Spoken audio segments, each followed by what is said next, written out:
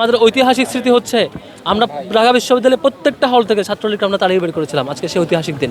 বাংলাদেশের প্রত্যেকটা কলেজ, প্রত্যেকটা বিশ্ববিদ্যালয় থেকে সন্ত্রাসী ছাত্রলীগ, তাদের ফ্যাসিবাদী আওয়ামী লীগ ক্ষমতায় থাকা সত্ত্বেও কোনো ক্যাম্পাসে তারা এক্সিস্ট করতে পারে নাই, ক্যাম্পাস ছাড়া হয়। সেই ঐতিহাসিক দিনকে স্মরণে রেখে আজকে আমরা স্মরণ করেছি কীভাবে আমরা ছাত্রলীগকে তাড়িয়ে বের করেছিলাম। ছাত্রলীগ যে হল ছাড়া হয়েছিল, এই স্মৃতিচারণ প্রত্যেক দলকে আমরা স্মরণ করিয়ে দেব, হল দখলের রাজনীতি থেকেও না করে। আজকে ইসলামী ছাত্র শিবির ঢাকা বিশ্ববিদ্যালয় শাখার পক্ষ থেকে আয়োজিত যে লীগ ধর ম্যারাথনে যারা অংশগ্রহণ করেছেন সবাইকে ধন্যবাদ জানাচ্ছি। আপনারা জানেন আজকে 17 জুলাই একটা ঐতিহাসিক দিন।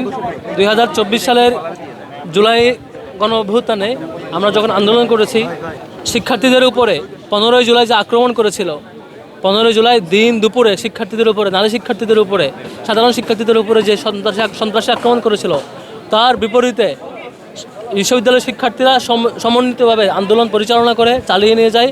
এবং আমাদের ঐতিহাসিক স্মৃতি হচ্ছে আমরা ঢাকা বিশ্ববিদ্যালয়ের প্রত্যেকটা হল থেকে ছাত্রলীগকে আমরা তাড়িয়ে বের করেছিলাম। আজকে সেই ঐতিহাসিক দিন, যেই দিনে রাতব্যাপী অভিযানে ছাত্রলীগ হল থেকে পালাতে বাধ্য হয়। তাদের প্রত্যেকটা হলে সশস্ত্র অবস্থান থাকা সত্ত্বেও শিক্ষার্থীদের সমন্বিত প্রতিরোধের মুখে তারা তাদের সশস্ত্র গ্রুপ সহ সকল নেতাকর্মী হল থেকে পালাতে বাধ্য হয়।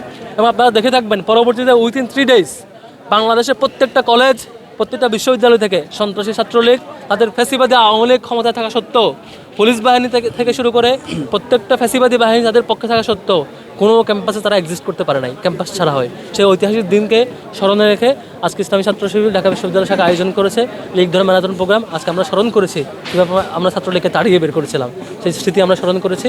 এটি একটি রিমাইন্ডার প্রত্যেকটা ছাত্র সংগঠনের জন্য, যারা আবার হল দখল করতে চায়, যারা আবার নির্যাতন করতে চায়, যারা আবার গণরঙ্গেশন ফিরাতে চায়, অথবা যারা শিক্ষার্থীদেরকে কন্ট্রোল করতে চায়, দাস বানানোর প্রকল্প যারা হাজির করতে চায়, তাদেরকে যাতে একটা রিমাইন্ডার স্বরূপ দেওয়া যায় যে লীগকে আমরা এমন করে হল থেকে তাড়িয়েছিলাম। অন্য কেউ যদি আবারও লীগ হয়ে ফেরত আসতে চায়, লীগের ভূমিকা আসতে চায়, তারাও একসময় হয়তো হল থেকে পালাতে বাধ্য হবে।